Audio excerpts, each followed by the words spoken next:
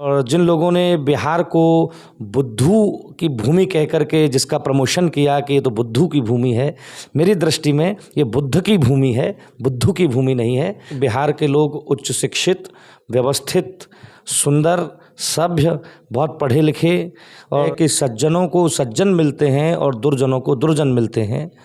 संसार के किसी भी कोने में अगर न्यायालय है तो वो न्यायालय ये तय करता है कि वहाँ क्राइम भी है। कथा को श्रवण करिए, संत से जुड़िए या मत जुड़िए, सत्संग से जुड़िए केवल। नमस्कार दोस्तों, आप देख रहे हैं बेगूसराय खबर और अभी हम आए हुए हैं हेमरा विकास विद्यालय के पीछे। यहाँ पे श्रीमद् भागवत कथा हो रहा है और हमारे साथ पंडित हेमंत कृष्णा महाराज जी हमारे साथ जुड़े हुए हैं।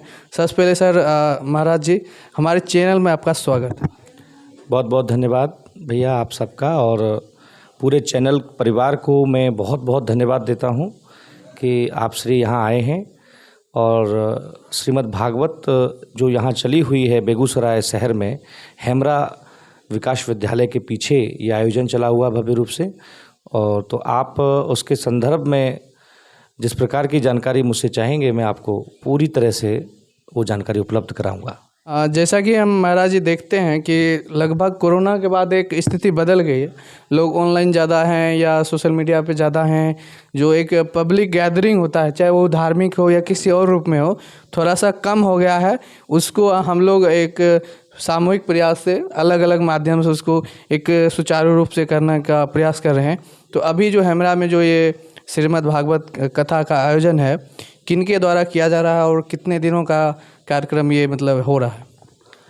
ये श्रीमद् भागवत कथा का आयोजन 7 दिवसीय होता है, 7 दिन का होता है।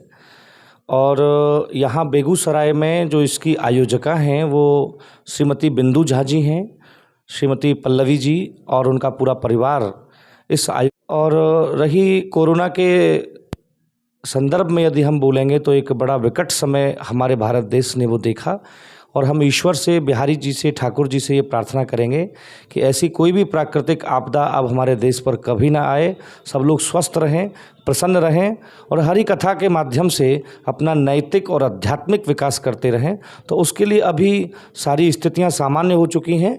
पूरी तरह से सुरक्षा के निर्धारित मानक मापदंडों को मानते हुए हम लोग कथा का आयोजन करते हैं और सब लोग कथा से आध्यात्मिक तौर पे और व्यावहारिक तौर पर भी प्रभावित रहते हैं। इसलिए ये बड़ा भव्य दिव्य आयोजन है। तो इसमें प्रभु कृपा के साथ साथ लोगों का जीवन बदले ऐसे विषयों पर भी मेरी चर्चा रहती है, ऐसे विषयों पर भी मैं बोलता हूँ। अच्छा महाराज जी, कई बार देखते हैं कि गांव में अगर ये आयोजन होता है तो वहाँ पे लोग बहुत उत्साह से और बहुत युवा या सारे उम्र के लोग उसमें एक हिस्सा लेने का काम करते हैं।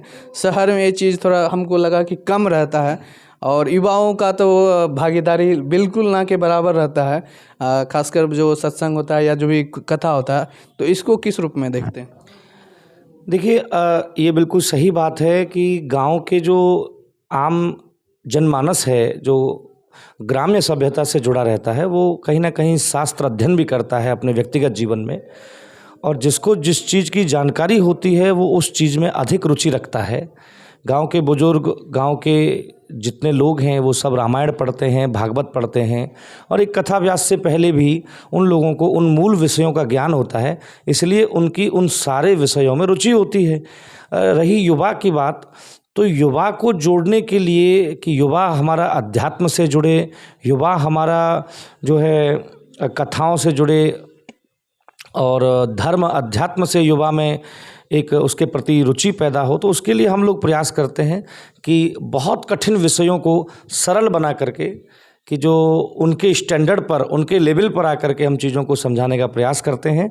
और निश्चित तौर पर हमारे इस बेगूसराय के आयोजन में बहुत सारी युवा बहनें, बहुत सारे युवा भाई और आयोजकों में भी मुझे लगता है कि युवाओं का बहुत बोलबाला है।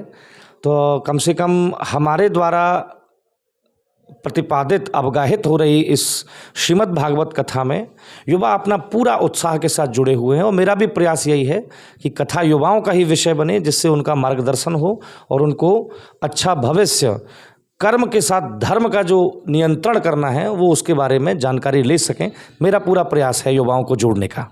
ये श्रीमद् भागवत कथा हम लोग सुनते तो हैं कि भाई यहाँ हो रहा है वहाँ हो रहा है, लेकिन हाँ, बहुत लोग जो हमारे दर्शक होंगे जो हमारे इस वीडियो को देखेंगे उनको पता नहीं होता है कि श्रीमद् भागवत में क्या जानकारी मिलती है। एक जो संक्षेप में जो हम जानना चाहेंगे कि श्रीमद् भागवत कथा में हम क्या सीख सकते हैं, क्या जान सकते हैं, वो क्या होता है, इस पे अगर प्रकाश डाल पाए। श्रीमद् भागवत मूल रूप से कृष्ण विषयक है। जो हरि भक्त हैं, कृष्ण भक्त हैं, उनके लिए ये आनंददायिनी कथा है।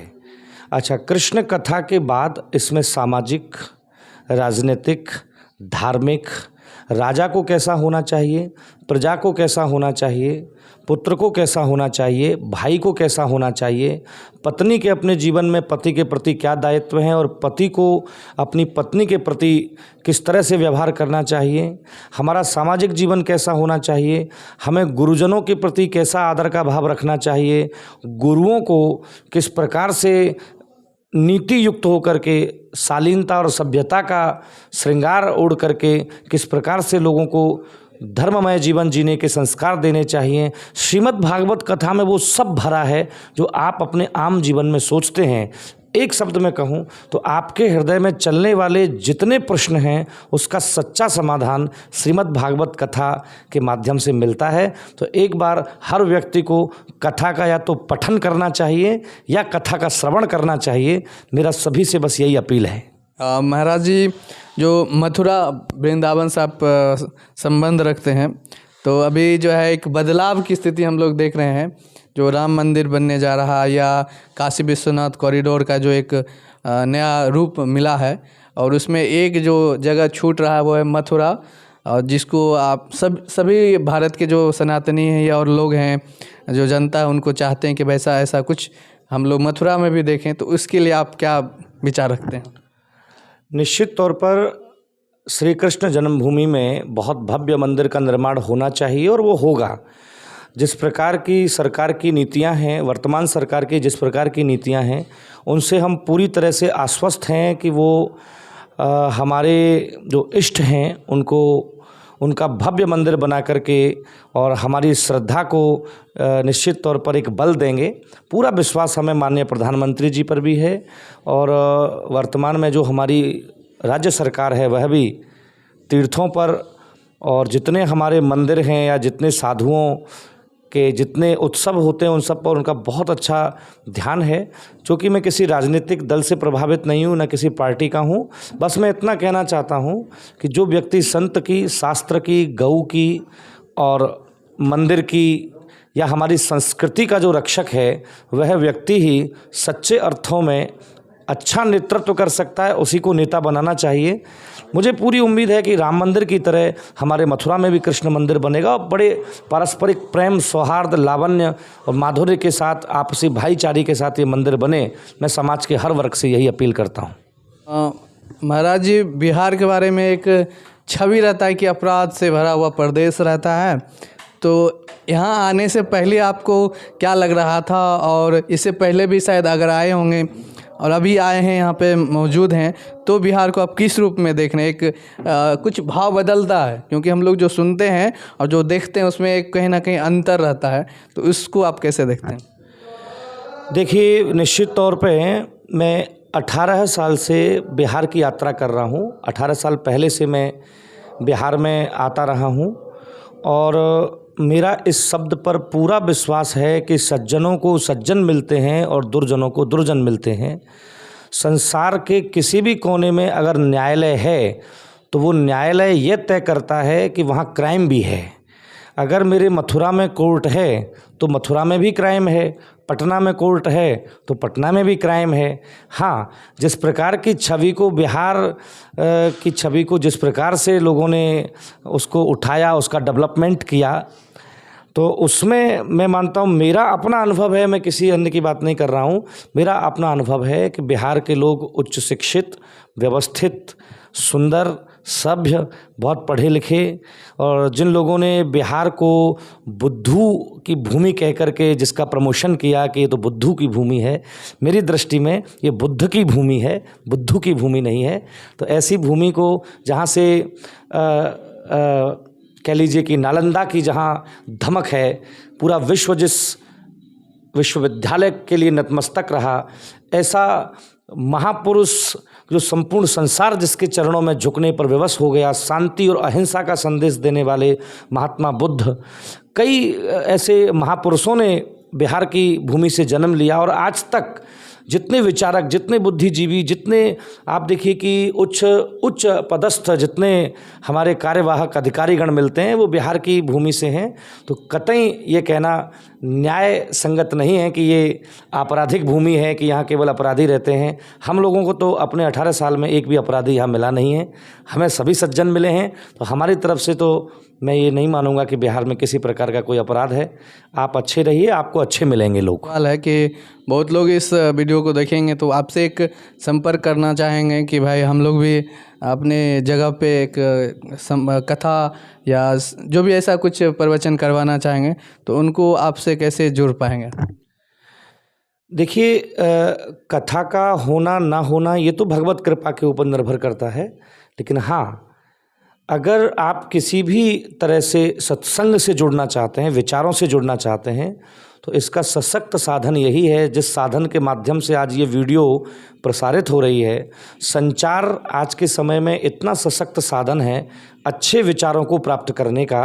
तो सीधा आप इसी प्रकार से YouTube पर जाइए, हमारा नाम जो है वहाँ सर्च करिए, आचार्य हेमंत कृष्ण ऑफिशियल करके हमारा एक YouTube पर एक चैनल बनाया हुआ है टीम ने। उस पर हमारी विभिन्न जगहों पर आयोजित हुई सारी कथाएं अपलोड हैं, तो उसका आप श्रवण करें। और उसके श्रवण के बाद की ये योजना है कि किसके मन में क्या भाव प्रकट होता है, और भाव और संकल्प प्रभु की कृपा से प्रकट होते हैं। तो कथा को श्रवण करिए, संत से जुड़िए या मत जुड़िए, सत्संग से जुड़िए केवल। समय देने के लिए बहुत बहुत धन्यवाद महाराज जी। जी धन्यवाद, आप सबका धन्यवाद।